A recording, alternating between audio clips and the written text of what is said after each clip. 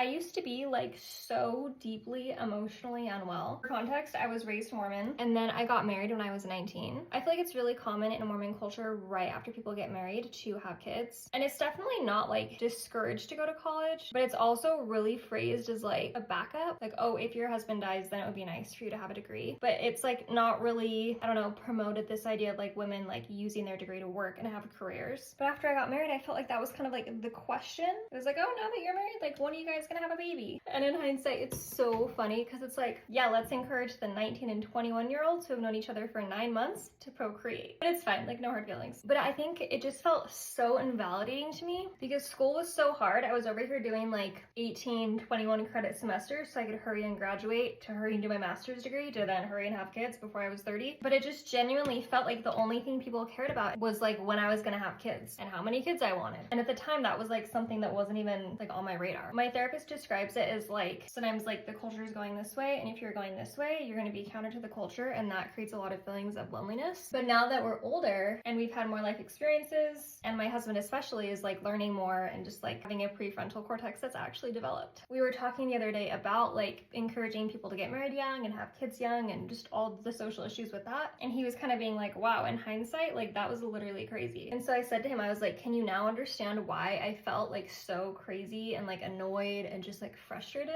And I feel like he gave the best answer you could possibly give. And he was just like, yeah, I do now, and I wish I did then. And it just literally like, I think sometimes like we forget that people are like growing and changing, and they might not always like approve of their past behavior. Like we all do the best we can at the time, and then 10 years later we look back and we're like, oh wow, if I could go back, I would do things completely differently. And I think being able to just like own that and acknowledge it is like so healing. Anyway, shout out Utah Check.